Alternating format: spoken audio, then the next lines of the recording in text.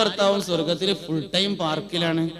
ദുന്യാവത്തെ ഏത് പാർക്കാണെങ്കിലും മൂത്രയിക്കാൻ പുറത്തേക്ക് കൊണ്ടുവരും. എന്നാ സ്വർഗത്തിൽ അതിനും പുറത്തേക്ക് വേണ്ട. കാരണം എന്താ? സ്വർഗാവകാശികൾക്ക് മൂത്രമില്ല, സ്വർഗാവകാശികൾക്ക് മൂത്രമില്ല, സ്വർഗാവകാശികൾക്ക് മലമില്ല, സ്വർഗാവകാശികൾക്ക് ശരീരത്തിന് വിയർപ്പില്ല, സ്വർഗാവകാശികൾക്ക് ശരീരത്തിൽ വെറുക്കപ്പെടുന്ന ഒന്നുമില്ല. വാസ്തവത്തില് നിങ്ങൾ ആലോചിച്ചിട്ടുണ്ടോന്നറിയില്ല, ഒരു 20 വയസ്സായ ആൾക്കും 50 വയസ്സായ ആൾക്കും ഒരേ സൗന്ദര്യമല്ല ഉണ്ടായിരിക്കുക, വ്യത്യാസം ഉണ്ടാവും. 20 വയസ്സായ ആൾക്കും അല്ലെങ്കിൽ 25 വയസ്സായ ആൾക്കും, ആണാവട്ടെ പെണ്ണാവട്ടെ, 50 വയസ്സായ ആൾക്കും ഒരേ സൗന്ദര്യമല്ല. വാസ്തവത്തിൽ 20 വയസ്സിലുണ്ടായിരുന്ന കൈ തന്നെയാണ് അപ്പോഴുള്ളത്, 20ാമത്തെ വയസ്സിലുണ്ടായിരുന്ന കാലെന്നെ ഉള്ളത്, 20ാമത്തെ വയസ്സിലുണ്ടായിരുന്ന കണ്ണു തന്നെയാണുള്ളത്. എല്ലാതും പഴയ തന്നെയാണ്, പക്ഷെ സൗന്ദര്യം മാത്രമില്ല. അപ്പൊ പിന്നെ എന്തേ പോയത്? സൗന്ദര്യം കുറയാൻ വേണ്ടി എന്താ ശരിയെന്ന് പോയത്? ഈ പറഞ്ഞ സാധനങ്ങളൊക്കെയാണ് പോയിട്ടുള്ളത്. പുരുഷന്മാരെക്കാൾ വേഗത്തിൽ സ്ത്രീകളുടെ സൗന്ദര്യം നഷ്ടപ്പെടും. അതിന്റെ കാരണം പുരുഷന്മാർക്ക് പോകാത്ത 2 സാധനം കൂടുതലായി അവർക്ക് പോകുന്നുണ്ട്. ഹൈദുൻ നിഫാസ്. ഇതാണ് സൗന്ദര്യം പോണ ഒക്കെ. മനസ്സിലായില്ലെങ്കിൽ നല്ല മര്യാദക്ക് 4 പ്രാവശ്യം വയറ്റുന്നു പോയി ഒരാൾക്ക് നിൽക്കുക. 4 പ്രാവശ്യം വയറ്റുന്നു പോയി. എന്നാ പിന്നെ ഓനെ താങ്ങി പിടിച്ച് ഇങ്ങനെ കൊണ്ടുകൊണ്ടുവരും. കാരണം ഓനെ എഴുന്നേറ്റിക്കാൻ പറ്റൂല. അപ്പൊ ഓൻ എഴുന്നേറ്റ് നിന്നതിന്റെ കാരണം ഇപ്പൊ ആ വയറ്റുന്നു പോയ സാധനമാണെന്ന് മനസ്സിലാവുണ്ടല്ലോ. ഇനി മനസ്സിലായില്ലെങ്കിലേ ഒരു 3 പ്രാവശ്യം നല്ലോണം ഒന്നാണ് ഛർദ്ദിച്ചാൽ തളർന്നിരുന്നു പോകും. അപ്പൊ തളരാതെ അവൻ എഴുന്നേറ്റ് നിന്നിരുന്ന സാധനം ഛർദ്ദിച്ചപ്പോൾ പോയ സാധനമാണ്. ഇത് ശരിയാണ്. നമ്മളെ താങ്ങി നിർത്തുന്നത് ഈ സാധനം, ഇങ്ങനത്തെ കുറെ സാധനങ്ങൾ ഇതിൻ്റെ ഉള്ളിലുള്ളതാണ്. നമ്മളിങ്ങനെ ആണുങ്ങളെ പോലെ ആയിട്ട് ഇങ്ങനെ നിൽക്കുന്നതിന്റെ കാരണം ഈ സാധനമാണ്. ഈ സാധനം പോയാൽ നമ്മുടെ ശരീരം ക്ഷീണിക്കും, തളരും, എല്ലാം ഉണ്ടാവും. അപ്പോൾ സൗന്ദര്യം നഷ്ടപ്പെടുന്നതിന്റെ കാരണം മലം പോകുന്നു, മൂത്രം പോകുന്നു, വിയർപ്പ് പോകുന്നു, ഉമിനീര് പോകുന്നു, മൂക്കട്ട പോകുന്നു, ചെവിക്കായം പോകുന്നു, വിയർപ്പ് പോകുന്നു എന്നതാണ്. ഇത് സ്വർഗത്തിൽ ഉണ്ടാവില്ല. അതുകൊണ്ട് അവിടെ സൗന്ദര്യം കുറയില്ല, മെൻസസ് രക്തം ഉണ്ടാവില്ല, മനുഷ്യ ശരീരത്തിൽ നിന്ന് ഈ ആദ്യം ഒരു സാധനം നഷ്ടപ്പെടില്ല. ഒരു വിയർപ്പുണ്ട് ശരീരത്തിൽ, സ്വർഗത്തിലൊരു വിയർപ്പുണ്ട്. ഭക്ഷണം കഴിച്ചു കഴിഞ്ഞാല്, ഔദ്യോഗിക ഭക്ഷണം 2 നേരമാണെന്ന് ഞാൻ പറഞ്ഞു. ഭക്ഷണം കഴിച്ചു കഴിഞ്ഞാൽ ശരീരമാസകലം ഒന്ന് വിയർക്കും. ആ വിയർപ്പിന് കസ്തൂരിയേക്കാൾ സുഗന്ധമുണ്ടായിരിക്കും. കസ്തൂരിക്ക് മിസ്ക് എന്നാണ് പറയാ. കസ്തൂരിയേക്കാൾ സുഗന്ധം. നമ്മള് ഊതുകടയിൽ പോയിട്ട് അത്തറിന് വില ചോദിച്ചാൽ ഏറ്റവും കൂടുതൽ വിലയുള്ള അത്തർ മിസ്കാണ്. മിസ്കിന് വില കൂടാൻ കാരണം കസ്തൂരി അതിന്റെ അടുത്ത് കൂടി ഒന്ന് പോയിട്ടുണ്ട് എന്നുള്ളതാണ്. അതിൽ കസ്തൂരി ചേർത്തിട്ടൊന്നും ഉണ്ടാവില്ല. ചേർത്തിക്കണമെങ്കിൽ നമ്മളെ കൊണ്ട് വാങ്ങാൻ പറ്റൂല. അതിന്റെ അടുത്ത് കൂടി ഒന്നും ഇങ്ങനെ കസ്തൂരി പോയിട്ടുണ്ടാവും. അതുകൊണ്ട് ഏറ്റവും വില കൂടിയ സാധനമാണ്. കസ്തൂരിയേക്കാൾ സുഗന്ധമാണ് വിയർപ്പിന്. കസ്തൂരിയുടെ സുഗന്ധം എത്രയെന്ന് അറിയങ്ങള്? കസ്തൂരിയുടെ സുഗന്ധം 6000 കിലോമീറ്ററാണ്. കസ്തൂരിമാനിന്റെ കൊമ്പിൽ നിന്ന് കസ്തൂരി പൊട്ടിയാൽ അതിന്റെ വാസന 6000 കിലോമീറ്റർ ദൂരത്തേക്ക് വരും. ഇതാണ് കസ്തൂരിയുടെ സുഗന്ധം. അതിനേക്കാൾ സുഗന്ധമാണ് സ്വർഗാവകാശിയുടെ വിയർപ്പിന്. അതിനേക്കാൾ സുഗന്ധം എന്ന് പറഞ്ഞാൽ എത്ര? അത് കണക്കാക്കാൻ പറ്റൂല. ചില വയസ്സന്മാരോട് വഴി ചോദിച്ചാലേ 3 മൈൽസും ഉണ്ട്, പിന്നൊരു കോണും ഉണ്ട് എന്ന് പറയും. 3 മൈൽസ് നമുക്ക് വണ്ടിയുടെ മീറ്ററിൽ നോക്കിയാൽ കിട്ടും, പിന്നത്തെ കോണം കിട്ടൂല. അത് പോയി പോയി പോയി ഭൂമിയുടെ അങ്ങേ തല വരെ പോണ്ടി വരും, എന്നാലേ ഈ കോണം തീരുള്ളൂ. എന്ന മാതിരിയാണ് കസ്തൂരിയേക്കാൾ വാസന ഉണ്ട് എന്ന് പറഞ്ഞത്. കസ്തൂരിയുടെ വാസനയാണ് വിയർപ്പിന് എന്ന് പറഞ്ഞാൽ നമുക്ക് മനസ്സിലാക്കാമായിരുന്നു. പക്ഷെ കസ്തൂരിയേക്കാൾ സുഗന്ധമാണ് വിയർപ്പിന് എന്ന് പറഞ്ഞാൽ മനസ്സിലാക്കാൻ പറ്റൂല. അത്രയും സുഗന്ധമാണ് സ്വർഗാവകാശിയുടെ വിയർപ്പിനുണ്ടായിരിക്കുക. അത് ഭക്ഷണം കഴിച്ചതിന് ശേഷമാണ് വിയർപ്പ്. വിയർക്കുന്നതോടുകൂടി അവൻ കഴിച്ച ഭക്ഷണം ആമാശയത്തിന്റെ ഭാഗമായി മാറിയിരിക്കും എന്നാണ്. വേറൊന്നും പുറത്തു പോകാനൊന്നുമില്ല. ഈ വിയർപ്പ് എന്നോടുകൂടെ കഴിച്ച ഭക്ഷണം ആമാശയത്തിന്റെ ഭാഗമാവും. ഇങ്ങനെ മുഴുസമയം ഭാര്യയും ഭർത്താവുമായി ഉല്ലസിക്കുന്നതാണ് യഥാർത്ഥത്തിൽ സ്വർഗജീവിതം എന്ന് പറയുന്നത്.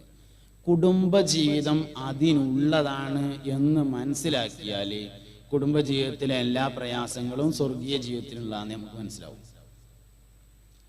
കുടുംബജീവിതം സ്വർഗത്തിലേക്കുള്ളതാണെന്ന് മനസ്സിലാക്കിയാൽ കുടുംബജീവിതത്തിലുള്ള എല്ലാ പ്രയാസങ്ങളും സ്വർഗത്തേക്ക് പോവാനുള്ള പ്രയാസാണ് എന്ന് നമുക്ക് മനസ്സിലാവും.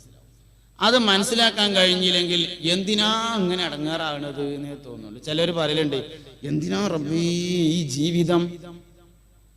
ഞങ്ങളൊരു കാര്യം പറയണത്, മനുഷ്യൻ, ജിന്ന് എന്നീ രണ്ട് വർഗങ്ങൾ ജീവിക്കുക എന്നത് ഇബാദത്താണ്. നല്ലോണം മനസ്സിലാക്കണേ ഞാനീ പറഞ്ഞത്. വമാ ഖലഖതുൽ ജിന്ന വൽ ഇൻസ ഇല്ലാ ലിയഅ്ബുദൂൻ. ജിന്ന് വർഗത്തെയും ഇൻസ് വർഗത്തെയും നമുക്ക് ഇബാദത്ത് ചെയ്യാൻ വേണ്ടിയല്ലാതെ പടച്ചിട്ടില്ല. ജിന്ന് ഇൻസ് വർഗത്തെ ഇബാദത്ത് ചെയ്യാൻ വേണ്ടിയല്ലാതെ പടച്ചിട്ടില്ല. ഉമ്മയുടെ വയറ്റിൽ നിന്ന് നമ്മൾ ഇങ്ങോട്ട് വന്നത് തന്നെ ഇബാദത്താണ്. പിരാന്തന് അള്ളാഹു തആല സ്വർഗം കൊടുക്കുമല്ലോ, ഭ്രാന്തന് അള്ളാഹു സ്വർഗം കൊടുക്കും. ഓൻ ഏത് അമൽ ചെയ്തിട്ടാണ് കൊടുക്കുന്നത്? അവൻ ജീവിച്ചു എന്ന അമൽ തന്നെയാണ് അവൻ ചെയ്തിട്ടുള്ളത്. അപ്പൊ വെറുതെ അതുകൊണ്ടാണ് നമ്മൾ ദീർഘായുസിന് തുറക്കുന്നത്. അള്ളാഹു നമുക്ക് എല്ലാവർക്കും ദീർഘായുസും ആഫിയത്തും തരട്ടെ. ഒരു കൊല്ലം ഏറെ കിട്ടിയാൽ ഒരു കൊല്ലം അധികം ജീവിച്ചു എന്നത് ഇബാദത്താണ്. വെറുതെ ജീവിക്കുക അതൊരു ഇബാദത്താണ്. അപ്പൊ പിന്നെ എന്തിനാണ് ഈ ജീവിതം എന്ന് ചിന്തിക്കരുത്. ഓരോ നിമിഷം ജീവിക്കുന്നതും ഇബാദത്താണ്. അതിനൊക്കെ അള്ളാഹു തആല നമുക്ക് കൂലി നൽകുകയും ചെയ്യുന്നുണ്ട്. ഇടങ്ങേറ് എന്ന് പറഞ്ഞ സാധനം ഇല്ല. ശരിക്ക് സന്തോഷവും ദുഃഖവും ഒന്ന് തന്നെയാണ്. അത് നമ്മൾ മനസ്സിലാക്കുന്നിടത്തുള്ള പ്രശ്നമാണ്. ചില കാര്യം ചില ആളുകൾക്ക് സന്തോഷമായിരിക്കും, അതേ കാര്യം മറ്റു ചിലർക്ക് ദുഃഖമായിരിക്കും. അങ്ങനെയാണ്. ചില ആളുകൾക്ക് വെളിച്ചം സന്തോഷമാണ്, വേറെ ചിലർക്ക് വെളിച്ചം ദുഃഖമാണ്. ഓരോ കാര്യം അങ്ങനെ തന്നെയാണ്. ഒരാളുടെ സന്തോഷം മറ്റൊരാളുടെ ദുഃഖം, മറ്റൊരാളുടെ സന്തോഷം ഇവന്റെ ദുഃഖം. അപ്പൊ സന്തോഷവും ദുഃഖവും ഒന്ന് തന്നെയാണ്, അത് രണ്ടല്ല. അത് രണ്ടും ഒന്നാണ് എന്ന് മനസ്സിലാക്കാൻ നമുക്ക് കഴിഞ്ഞാൽ ജീവിതം വളരെ സന്തോഷപ്രദമായിരിക്കും. അപ്പൊ അതുകൊണ്ട്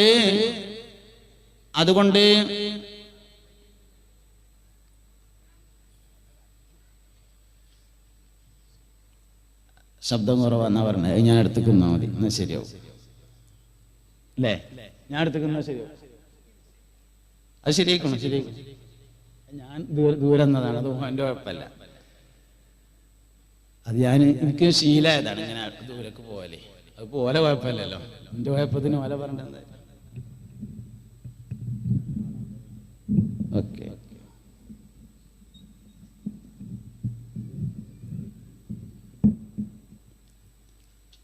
ഇൻഷാ അല്ലാഹ്.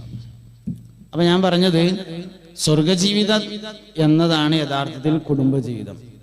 സ്വർഗത്തിൽ കുടുംബമായി മാത്രമാണ് ജീവിതം. സ്വർഗത്തേക്ക് ആരും ഒറ്റക്ക് പോവില്ല എന്നല്ലേ, കൂട്ടായിട്ടാണ് സ്വർഗത്തേക്ക് പോണത്. സൂറത്തുൽ ഫജ്റിന്റെ അവസാന ഭാഗമുണ്ട്.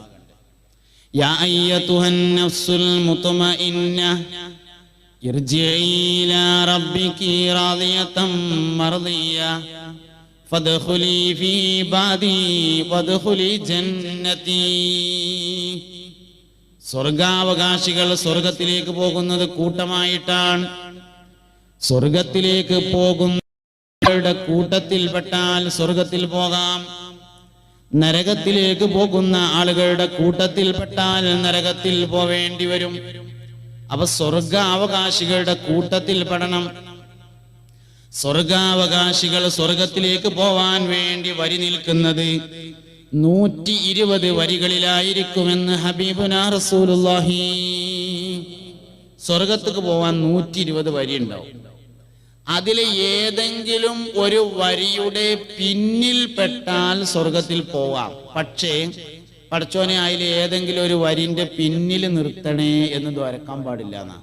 അതിൽ ഏതെങ്കിലും ഒരു വരിയുടെ മുന്നിൽ നിർത്തണേ എന്ന് ദുആ ചെയ്യാം. നിങ്ങൾ അള്ളാഹുവിനോട് സ്വർഗം ചോദിക്കുമ്പോൾ ഫിർദൗസ് തന്നെ ചോദിക്കണേ എന്ന് മുഹമ്മദ് നബി സല്ലല്ലാഹു അലൈഹി വസല്ലം. അള്ളാഹിനോടൊരു കാര്യം നമ്മൾ ചോദിക്കുമ്പോൾ പടച്ചോനെ എങ്ങനെങ്കിലുമൊക്കെ ഇങ്ങനെ തട്ടിമുട്ടി കഴിച്ചിലാക്കി തരണേന്നൊന്നും പറയാൻ പറ്റൂല. നബി സല്ലല്ലാഹു അലൈഹി വസല്ലം തങ്ങളെ സ്വപ്നത്തിൽ കാണിച്ചു തരണേ എന്നതിനേക്കാൾ നല്ല ദുആ അള്ളാഹുവേ നബി തങ്ങളെ ഉണർച്ചയിൽ തന്നെ കാണിച്ചു തരണേ. ഉണർച്ച തന്നെ കാണാൻ പറ്റുമല്ലോ, പിന്നെന്താ. ഷാ വലിയുല്ലാഹി ദഹ്ലവി റളിയല്ലാഹു അൻഹു പറഞ്ഞിട്ടുണ്ട്, മുഹമ്മദ് നബി സല്ലല്ലാഹു അലൈഹി വസല്ലം തങ്ങളെ ഉണർച്ചയിൽ തന്നെ കാണാം. അദ്ദേഹം പറയുന്നു, ഞാൻ കണ്ടിട്ടുണ്ട്. മദീനയിലെ സിയാറത്ത് കഴിഞ്ഞ് ഞാൻ ഇങ്ങനെ സ്വലാത്ത് ചൊല്ലിയിരിക്കുമ്പോ അള്ളാഹുവിന്റെ റസൂൽ ഒരു പുതപ്പ് മൂടിക്കൊണ്ട് ഇങ്ങനെ എൻ്റെ അടുക്കൽ വന്നു. എന്നോട് സലാം പറഞ്ഞുകൊണ്ട് നബി തങ്ങളുടെ പുതപ്പിന്റെ ഉള്ളിലേക്ക് എന്നെയുമാക്കിയിട്ട് ഇങ്ങനെ ആലിംഗനം ചെയ്തു. എന്നിട്ട് എന്നോട് പറഞ്ഞു, ഷാ, നിങ്ങൾക്ക് എന്നെ എപ്പോൾ കാണണമെന്ന് തോന്നിയാലും നിങ്ങൾ ഇപ്പോൾ ചൊല്ലിയ ഈ സ്വലാത്ത് ഇങ്ങനെ അധികരിപ്പിച്ചാൽ മതി എന്ന് എന്നോട് അള്ളാന്റെ റസൂല് പറഞ്ഞു എന്ന് ഷാ വലിയുള്ളാഹി ദഹ്ലവി പറഞ്ഞത് അദ്ദേഹത്തിന്റെ കിതാബിലുണ്ട്. ആ കിതാബിനെ ബഹുമാനപ്പെട്ട സമദാനി സാഹിബ് മദീനയിലെ അനുഭവങ്ങൾ എന്ന പേരിൽ മലയാളത്തിലേക്ക് പരിഭാഷപ്പെടുത്തുകയും ചെയ്തിട്ടുണ്ട്. അപ്പൊ അള്ളഹാനോടൊരു കാര്യം ചോദിക്കുമ്പോൾ മാക്സിമം ചോദിക്കണം, പടച്ചോനെ എങ്ങനെങ്കിലും ഇങ്ങനെ ജീവിച്ചു പോകാനുള്ള ഒരു വക തരണേ എന്നതിനേക്കാൾ അള്ളാഹുവേ എനിക്ക് പരമാവധി സക്കാത്തും സ്വതക്കയും കൊടുക്കാൻ അവസരം തരണേ എന്നെ ദോരക്കണം. എങ്ങനെങ്കിലൊക്കെ ചെറിയൊരു ബിൽഡിംഗ് ഉണ്ടാക്കി തരണേ എന്നല്ല, നല്ല ഹൈടെക് ബിൽഡിംഗ് തന്നെ ഉണ്ടാക്കി തരണേ എന്ന് ദോരക്കണം. ഓരോ കാര്യം ഇവിടെ നമ്മളെ ബിൽഡിങ്ങിന്റെ കാര്യം പറയണ്ടായി. അൽഹംദുലില്ലാഹ് ചെറിയ സമയം കൊണ്ട് വലിയ വളർച്ച ഉണ്ടായ ഒരു സാധനമാണ് കണ്ണിയത്ത് അക്കാദമി. അത് ഞാൻ കാണുന്ന ഒരു പ്രധാനപ്പെട്ട കാരണം ഒന്ന് കണ്ണിയത്ത് ഉസ്താദിന്റെ പേരനെയാണ് എന്നുള്ളതാണ്. റഈസുൽ മുഹഖിഖീൻ എന്നാണ് കണ്ണിയത്ത് ഉസ്താദിനെ വിളിച്ചിരുന്നത്. ജീവിതകാലത്ത് ഒരു കറാഹത്ത് പോലും ചെയ്തിട്ടില്ല എന്നത് എല്ലാവരും അംഗീകരിക്കുന്ന സത്യം. അങ്ങനെയുള്ള ഒരു വലിയ മനുഷ്യന്റെ പേരിൽ അവരുടെ സ്മരണയ്ക്ക് വേണ്ടി സ്ഥാപിക്കപ്പെട്ടിട്ടുള്ള ഒരു സ്ഥാപനം. ഒരു വാക്ക് ഞാൻ അതിൻ്റെ ഇടയിൽ പറയുന്നുണ്ട്, അത് നിങ്ങളൊന്ന് ശ്രദ്ധിക്കണം. എന്താ വെച്ചാല് മനുഷ്യൻ മരിക്കാൻ സമയത്ത് അല്ലാഹു തആലയോട് ഒരു സെക്കൻഡ് ചോദിക്കും, നന്നാവാനുള്ള ഒരു സെക്കൻഡ്. വാസ്തവത്തിൽ ഒരു മനുഷ്യൻ നന്നാവാൻ ഒരു സെക്കൻഡ് സമയം മതി. പക്ഷേ ഒരു സെക്കൻഡ് കൊണ്ട് നന്നാവാം എന്ന് തിരിച്ചറിയണമെങ്കിൽ റൂഹ് തൊണ്ടക്കുഴിയിലെത്തണം എന്ന് മാത്രം.